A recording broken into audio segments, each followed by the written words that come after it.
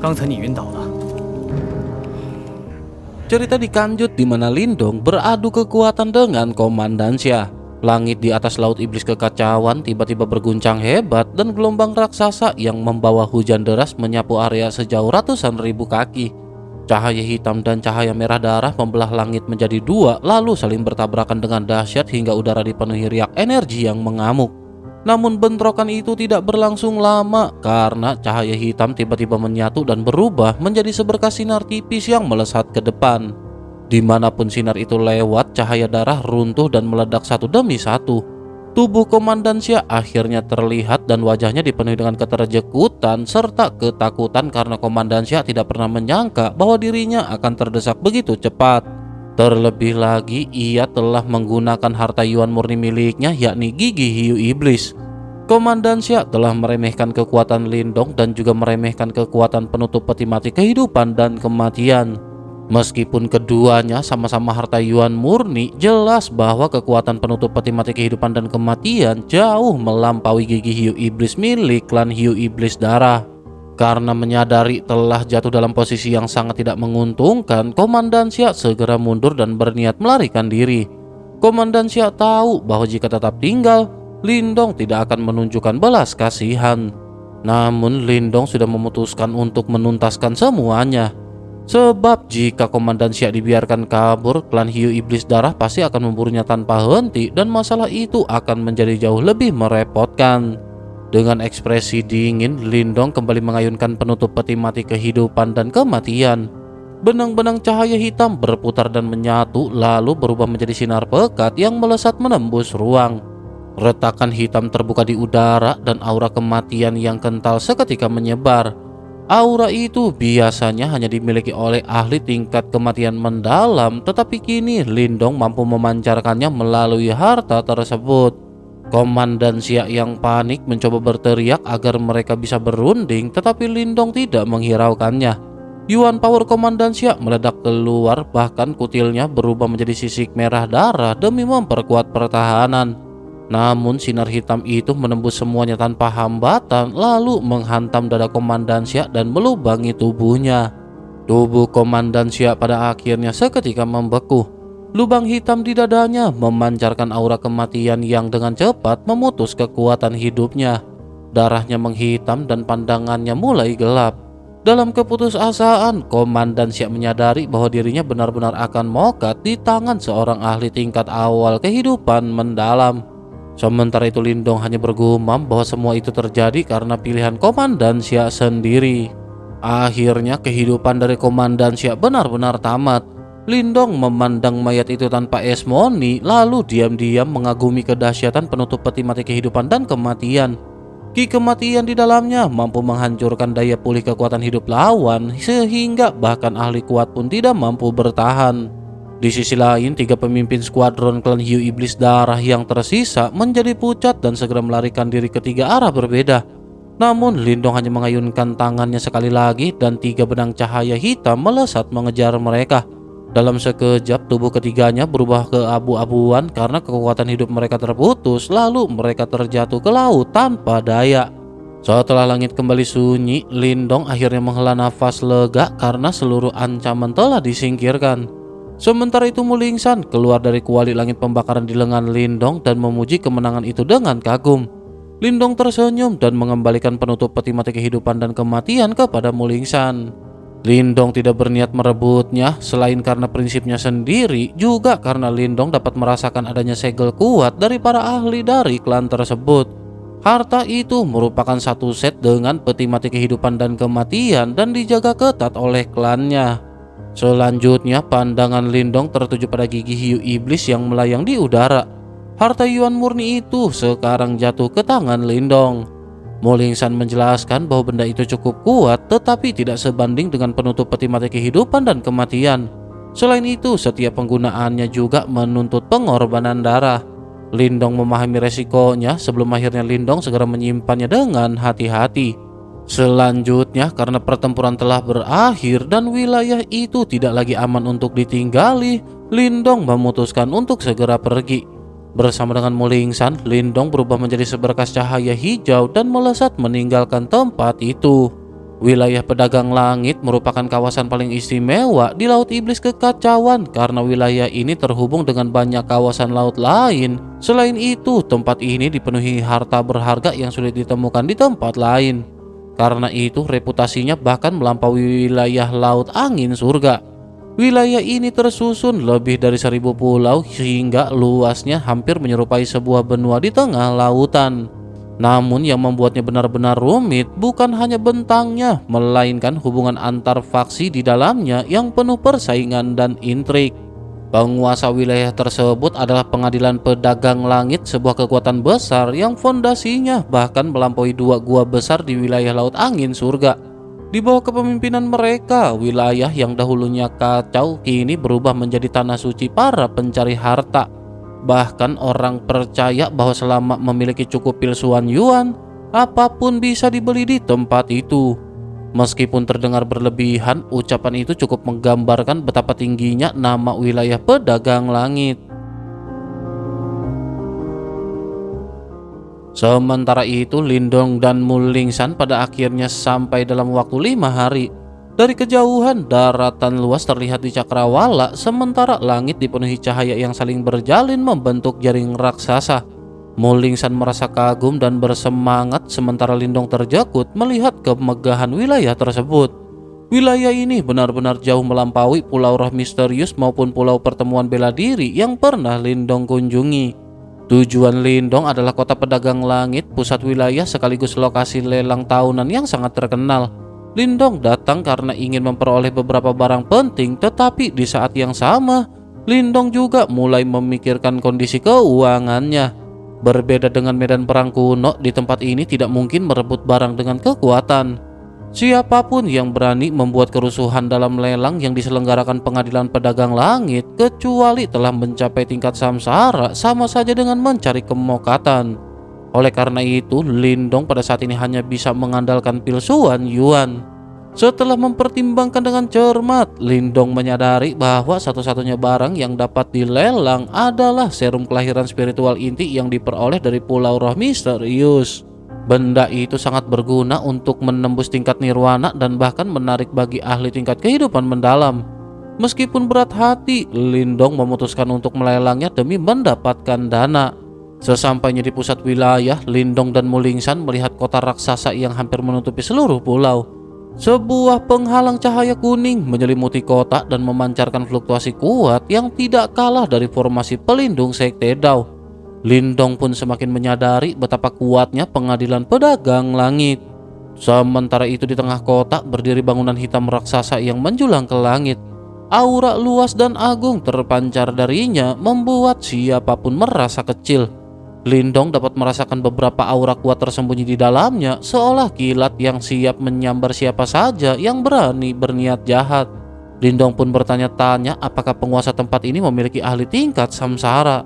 Mulingsan segera teringat bahwa kepala Pengadilan Pedagang Langit memang seorang ahli tingkat samsara dan bahkan pernah mendatangi klannya.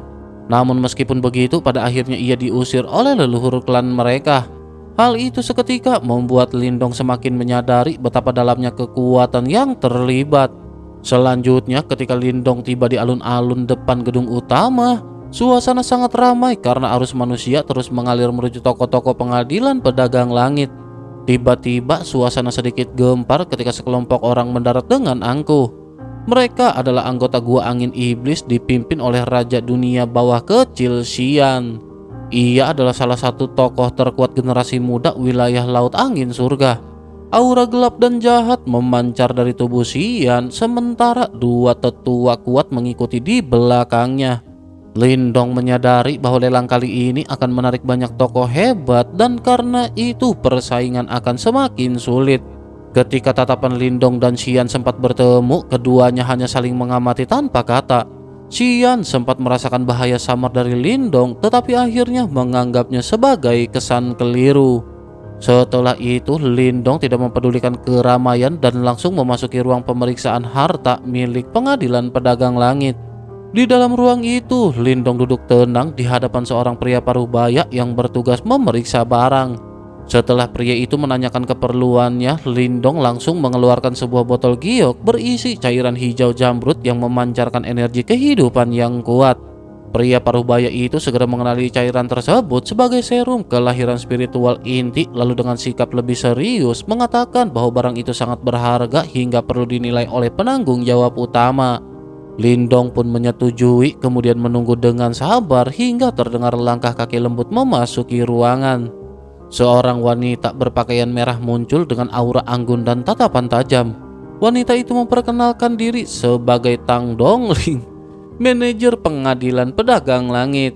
Setelah memeriksa botol giok di tangan Lindong, Tang Dongling memastikan bahwa itu adalah serum kelahiran spiritual inti berkualitas tinggi. Tang Dongling lanjut menjelaskan bahwa satu tetes dapat bernilai 1 juta pil Suan Yuan, dan karena terdapat 5 tetes di dalam botol, kemungkinan besar akan terjual hingga 10 juta pil Suan Yuan dalam pelelangan. Lindong menerima usulan itu tanpa keberatan karena jumlah tersebut sudah cukup untuk memenuhi kebutuhannya saat ini. Meski masih menyimpan 2 tetes untuk dirinya sendiri, Lindong merasa 5 tetes sudah cukup untuk dilelang. Namun sebelum pergi, Lindong teringat tujuan utama datang ke wilayah ini.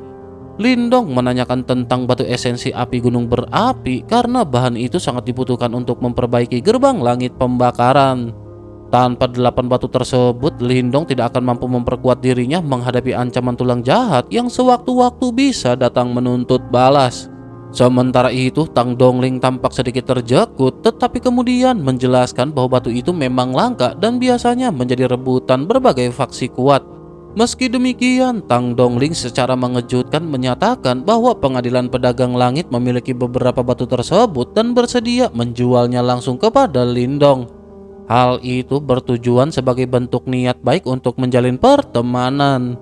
Harga setiap batu esensi api gunung berapi mencapai 1 juta pil Suan Yuan, sehingga 8 batu bernilai 8 juta pil. Lindong sempat merasa canggung karena belum memiliki cukup pil saat itu, tetapi Tang Dongling dengan tenang mengizinkan Lindong mengambil batu-batu tersebut terlebih dahulu. Tak lama kemudian, sebuah kotak giok pada akhirnya segera dibawa masuk. Di dalamnya terbaring 8 kristal merah menyala dengan lava samar yang mengalir di dalamnya. Melihat benda yang selama ini dicari dengan susah payah akhirnya berada di depan mata, Lindong pun menahan kegembiraan di dalam hati. Dengan sungguh-sungguh Lindong menerima bantuan itu dan berjanji akan membalas kebaikan Tang Dongling jika ada kesempatan di masa depan. Tang Dongling hanya tersenyum dan mengatakan bahwa kata-kata itu sudah cukup. Selanjutnya, ia mempersilahkan Lindong mencari Tang Dongling jika membutuhkan bantuan selama berada di wilayah tersebut. Setelah Lindong pergi, pria parubaya itu akhirnya menanyakan alasan Tang Dongling melanggar aturan demi seorang orang asing. Tang Dongling lalu mengungkapkan bahwa Lindong adalah orang yang pernah mengalahkan Sentu Ji dari klan Sentu. Terlebih jauh lagi, tulang jahat yang dikenal sebagai ahli setengah langkah tingkat kematian mendalam bahkan pernah mencoba menghabisi Lindong. Tetapi justru ia berakhir cacat parah dan melarikan diri dalam keadaan terluka berat. Tidak hanya itu, Tang Dongling juga mengetahui kabar tentang pertempuran besar di wilayah Suan Timur setengah tahun lalu. Dalam pertempuran itu, 3 master sekte besar dari gerbang Yuan bergabung untuk memburu seorang pemuda bernama Lindong. Tetapi pemuda tersebut berhasil lolos, bahkan dikabarkan mendapat bantuan seorang ahli tingkat reinkarnasi pada saat-saat genting. Karena itulah Tang Dongling melihat nilai besar pada diri Lindong. Di balik sikap tenangnya, pemuda itu menyimpan kekuatan dan latar belakang yang tidak sederhana. Selain itu, bagi Tang Dongling menjalin hubungan baik dengan orang seperti itu jauh lebih menguntungkan daripada sekedar mematuhi aturan kaku perdagangan. Tang Dongling menatap pria parubaya di hadapannya dengan wajah serius. Hal itu dikarenakan ada kemungkinan besar bahwa Lindong di wilayah Suan Timur dan sosok misterius yang mereka bicarakan adalah orang yang sama. Jika dugaan itu benar, maka di belakang Lindong pasti berdiri seorang ahli super tingkat reinkarnasi. Dengan begitu, maka itu berarti pengadilan pedagang langit tidak boleh sembarangan menyinggung Lindong. Pria parubaya itu pun terjekut lalu menyadari bahwa keberadaan ahli tingkat reinkarnasi bukanlah sesuatu yang bisa mereka abaikan. Namun Tang Dongling menjelaskan dengan tenang bahwa meskipun belum ada kepastian, Menjaga hubungan baik tetap menjadi pilihan terbaik. Tang Dongling yakin ayahnya juga akan melakukan hal yang sama. 8 batu esensi gunung berapi mungkin tampak mahal, tetapi dalam jangka panjang nilainya tidak seberapa dibandingkan dengan keuntungan menjalin hubungan dengan Lindong. Selain itu, Tang Dongling menilai bahwa bahkan jika tidak ada ahli reinkarnasi di belakang Lindong, pemuda itu saja tetap layak dijadikan sekutu. Dengan kekuatan tingkat awal kehidupan mendalam, Lindong mampu memaksa ahli setengah langkah tingkat kematian mendalam hingga terdesak. Potensi seperti itu benar-benar tidak boleh diremehkan. Karena itu lebih baik menjadikannya teman daripada musuh untuk saat ini. Selanjutnya, Tang Dongling juga memperingatkan agar identitas Lindong tidak dibocorkan sebab situasinya sedang rumit. Meskipun Lindong telah melukai berat lelaki tua tulang jahat, orang itu berasal dari sekte Gua Angin Iblis. Selain itu, raja kecil dunia bawah Xian juga berada di kota ini. Jika Xian mengenali Lindong, masalah besar pasti bisa saja terjadi. Pria parubaya itu pun segera menyatakan mengerti dan pergi untuk melanjutkan persiapan lelang yang akan digelar 10 hari lagi. Sementara itu, Lindong meninggalkan ruang pemeriksaan harta karun dan menemui Mu Lingsan yang sedang melihat-lihat dengan mata berbinar. Lindong mengajaknya berkeliling kota pedagang langit untuk beberapa waktu hingga rasa ingin tahu Mu Lingsan terpuaskan. Selanjutnya, pada akhirnya mereka segera mulai mencari penginapan untuk beristri jahat. Di dalam kamar yang tenang, Lindong mengeluarkan kuali pembakaran langit dan cahaya merah menyala menyelimuti ruangan. Lindong merasa lega karena akhirnya mendapatkan 8 batu esensi api gunung berapi. Dengan bahan itu, Lindong dapat memaksimalkan kekuatan kuali pembakaran langit. Walaupun tidak sekuat saat digunakan oleh Ventian, kekuatan itu cukup untuk membuat Lindong tidak gentar menghadapi siapapun yang belum mencapai tingkat kematian mendalam. Sebelum mulai berkultivasi tertutup, Lindong pada saat ini memperingatkan Mu Lingsan agar tidak keluar kamar karena kota sedang kacau. Selain itu, mungkin saja akan ada anggota klan hiu iblis darah yang mencari mereka. Mendengar hal itu, Mu Lingsan pun mengangguk meskipun tampak kecewa. Sementara itu, Lindong kemudian menanyakan segel di tubuh Mu Lingsan. Gadis kecil itu memperlihatkan simbol hiu darah di bahunya dan menjelaskan bahwa segel itu belum hilang. Untuk memecahkannya dibutuhkan ramuan langka bernama rumput raja roh laut. Lindong mengingat nama itu dan bertekad mencarinya saat lelang dimulai. Setelah berpesan kepada Mu Lingsan untuk berjaga, Lindong pada akhirnya memasuki kuali pembakaran langit. Di dalamnya tanah tandus terbentang luas.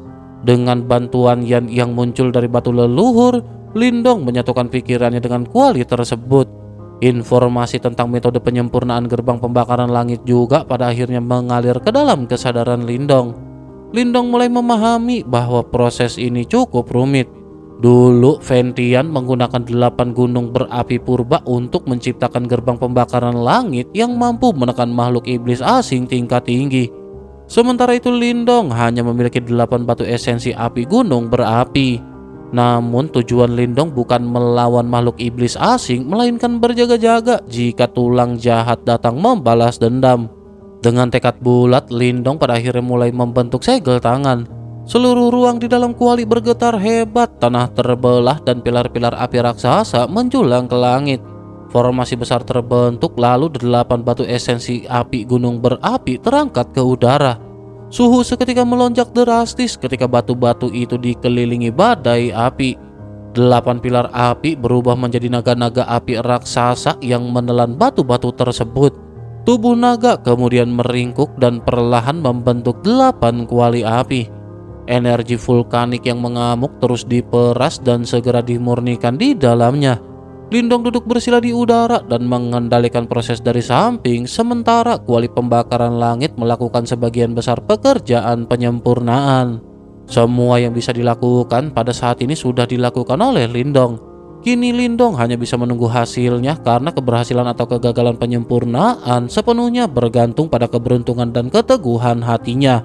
Meskipun Lindong tidak dapat campur tangan langsung dalam proses pemurnian, Lindong harus menjaga kestabilan formasi sebab sedikit saja gangguan akan membuat seluruh usaha gagal dan 8 batu esensi api gunung berapi terbuang sia-sia. Oleh karena itu, Lindong mempertahankan kendali dengan sangat berhati-hati. Di dalam formasi api raksasa, 8 kuali api besar melayang dan dikelilingi naga-naga api yang sesekali memuntahkan bola api merah ke dalam kuali. Di tengah setiap kuali terdapat satu kelompok cahaya terang bagaikan matahari kecil, dan dari dalamnya memancar riak kekuatan yang menakutkan. Hal itu seolah-olah 8 gunung berapi liar tersembunyi di sana. Perlahan namun pasti, 8 gerbang mulai terbentuk di dalam cahaya tersebut. Setelah 8 hari berlalu, kobaran api di dalam kuali semakin ganas dan berubah menjadi badai api yang menyapu seluruh ruang. Lindong merasa lega karena proses ini terjadi di dalam kuali pembakaran langit. Jika dilakukan di dunia luar, gejolak sebesar ini pasti akan menarik perhatian banyak ahli dan menimbulkan permasalahan baru. Namun ketika 8 gerbang merah itu semakin jelas, kuali-kuali api mulai bergetar hebat karena tidak mampu menahan tekanan kekuatan di dalamnya. Lindong segera memasang ekspresi serius dan memperkuat kendali atas formasi. Proses pemurnian telah mencapai 70 hingga 80% dan jika gagal sekarang, semua kerja keras akan sia-sia. Lindong kemudian menggigit ujung lidah dan memuntahkan 8 tetes darah esensi yang dipenuhi dengan kekuatan Yuan. Wajah Lindong langsung memucat, tetapi dengan tekad kuat, darah esensi itu ditembakkan ke dalam 8 gerbang merah yang belum sepenuhnya stabil. Lindong memahami bahwa hanya dengan meninggalkan jejaknya pada gerbang tersebut, Lindong dapat benar-benar mengendalikannya. Begitu darah esensi menyatu, 8 gerbang bergetar liar dan memancarkan gelombang cahaya merah yang menghantam kuali dengan keras. Retakan mulai muncul di permukaan kuali karena tekanan yang semakin besar. Menyadari bahaya ledakan, Lindong segera mengerahkan cahaya formasi untuk membungkus dan menstabilkan 8 kuali yang membengkak hingga 2 kali lipat. Perlahan pada akhirnya getaran mereda dan bentuk gerbang semakin jelas. Tak lama kemudian, sebuah suara ledakan menggelegar di langit dan 8 berkas cahaya merah menyilaukan menembus api yang membumbung tinggi. 8 kuali akhirnya meledak bersamaan dan dari dalam kobaran api muncul 8 gerbang merah raksasa setinggi ribuan kaki yang berdiri kokoh di 8 penjuru. Api merah mengalir di dalam setiap gerbang seperti naga yang berkelok, sementara gelombang kekuatan tak kasat mata menyapu ruang di sekitarnya. Energi liar di dalam kuali pembakaran langit perlahan mereda seolah-olah tunduk pada keberadaan 8 gerbang tersebut. Lindong menghembuskan napas panjang dan menatap hasil jerih payahnya dengan mata berbinar. Kuali pembakaran langit kini telah sempurna dengan 8 tingkat gerbang pembakaran langit di dalamnya. Sejak saat itu, Lindong dapat sepenuhnya melepaskan kekuatan sejati kuali tersebut dan memiliki keyakinan untuk menghadapi siapapun. Terlebih selama lawannya belum mencapai tingkat kematian mendalam yang sesungguhnya. Selanjutnya, dengan satu kibasan lengan, Lindong menyembunyikan 8 gerbang merah ke dalam kuali. Lindong akhirnya tersenyum puas karena segala usaha dan pengorbanannya tidak sia-sia. Kini hanya dengan satu pikiran, 8 gerbang itu dapat dilepaskan untuk menghancurkan musuh yang berani menghalangi jalan Lindong. Selanjutnya, setelah keluar dari kuali langit membara, Lindong langsung melihat Mulingsan tertidur pulas di atas penutup peti mati hidup dan mati. Wajahnya tenang, bahkan seutas air liur menggantung di sudut bibirnya. Lindong hanya bisa tersenyum getir karena Mulingsan tampak tidak melakukan apa-apa selain tidur selama dirinya berkultivasi. Namun ketika telapak tangan Lindong menyentuh kelapa kecil Mulingsan, simbol leluhur pelahap di dalam tubuh Lindong tiba-tiba bergetar. Reaksi itu membuat Lindong terjekut dan seketika bingung. Tidak lama kemudian, Yan muncul dan memeriksa keadaan Mulingsan dengan seberkas cahaya. Dari tubuh gadis kecil itu muncul cahaya yang berubah menjadi paus mini hitam putih memancarkan fluktuasi kuno yang aneh. Yan menjelaskan bahwa tubuh Mulingsan memang berasal dari klan paus sage abadi, tetapi fluktuasi yang terpancar tidak sepenuhnya milik klan tersebut. Bahkan menurut Yan, keanehan itu lebih misterius daripada seorang reinkarnator. Lindong pun terdiam, tetapi akhirnya memilih untuk tidak menyelidikinya lebih jauh karena setiap orang memiliki rahasia masing-masing. Tak lama setelah itu, Mulingsan terbangun dengan wajah memerah karena malu telah tertidur. Lindong pada saat ini akhirnya segera kembali mengajaknya berjalan-jalan keluar. Mulingsan langsung bersemangat karena merasa tersiksa jika harus diam menjaga Lindong selama berkultivasi. Beberapa hari terakhir, kota pedagang langit dipenuhi oleh para ahli dari berbagai wilayah laut. Kota itu menjadi semakin kacau karena banyaknya tokoh kuat yang berdatangan. Selain gua angin iblis, bahkan gua alam semesta juga telah tiba, dipimpin oleh Zhou Qian yang dikenal sebagai ahli puncak generasi muda. Selain itu, sekte ilusi dari Laut Iblis Ilusi dan sekolah tablet sekte kali ya. Selain itu, sekte ilusi dari Laut Iblis Ilusi dan sekolah tablet surgawi dari Laut Suan Utara juga datang. Semua kekuatan besar dari Laut Iblis Kekacauan kini berkumpul demi satu tujuan, yaitu pelelangan besar yang diadakan oleh Pengadilan Pedagang Langit. Lindong menyadari bahwa pelelangan kali ini pasti luar binasa karena mampu menarik begitu banyak kekuatan besar. Dalam hatinya muncul harapan untuk mendapatkan peta laut yang berkaitan dengan simbol leluhur kedua. Singkat cerita, 2 hari kemudian suasana kota benar-benar meledak. Sejak pagi, seluruh kota pedagang langit dipenuhi suara desir para ahli yang terbang menuju bagian utara kota. Susunan perlindungan kota telah diaktifkan sepenuhnya, memancarkan tekanan besar yang bahkan membuat ahli tingkat kematian mendalam sempurna pun tidak berani bertindak gegabah. Lindong dan Mulingsan juga menuju plaza raksasa tempat pelelangan digelar. Plaza itu mampu menampung ratusan ribu orang dan diselimuti layar cahaya pelindung. Dengan surat undangan hitam keunguan di tangan, Lindong memasuki area tersebut dan langsung disambut lautan manusia serta suara gemuruh yang memekakan telinga. Di sana, Tang Dongling menyapanya dengan ramah.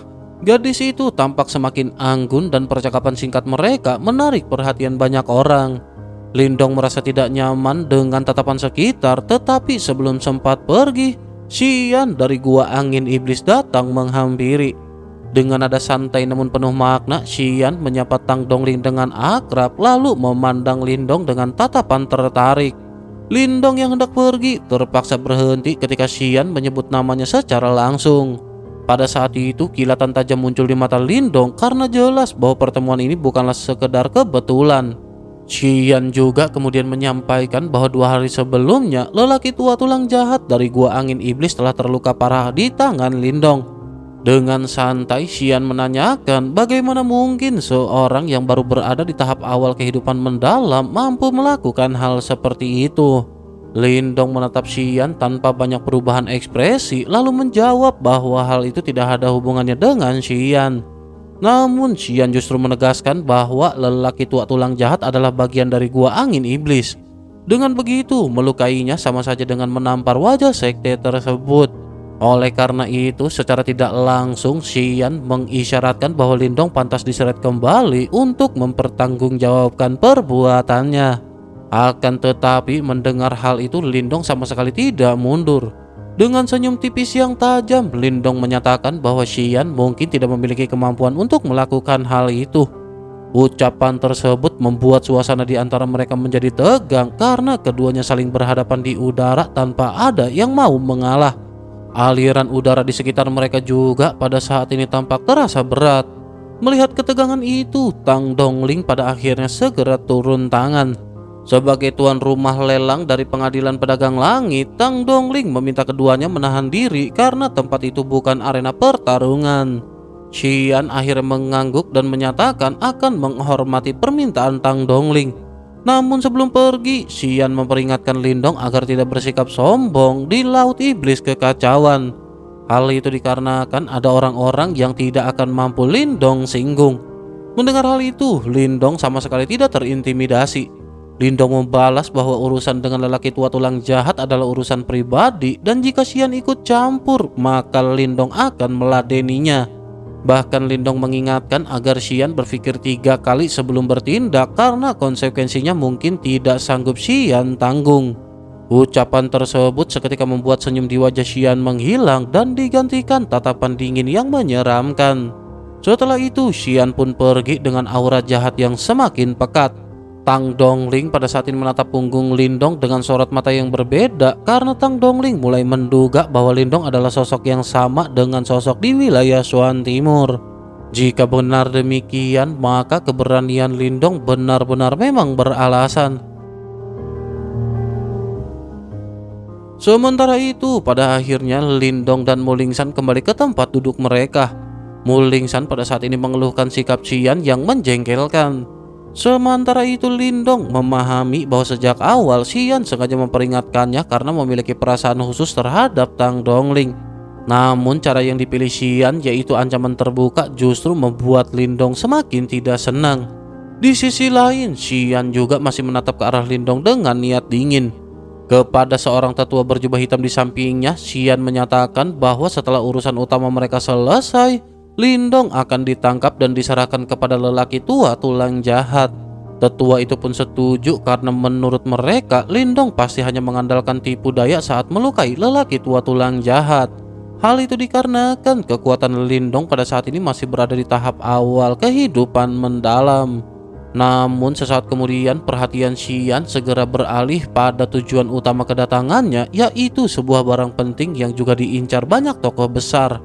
Mereka belum memastikan kebenaran informasi tentang barang tersebut, tetapi Xian menegaskan bahwa apapun yang terjadi, benda itu harus jatuh ke tangan mereka. Sementara itu kembali ke Lindong yang pada saat ini juga menyadari kehadiran sosok lain yang tak kalah berbahaya, yaitu Zhou Qian yang dijuluki Tangan Semesta. Pria berpakaian putih itu menatap Lindong dengan senyum samar dan auranya terasa dalam serta sulit ditebak. Lindong menyadari bahwa pelelangan kali ini benar-benar mengumpulkan banyak ahli seperti awan di langit. Tak lama kemudian dentang lonceng bergema di seluruh alun-alun pelelangan. Tang Dongling muncul dengan pakaian merah dan melangkah ke tengah peron. Lindong pun menegakkan tubuhnya karena akhirnya pelelangan besar itu resmi dimulai dan jelas bahwa pertunjukan sesungguhnya baru saja akan berlangsung.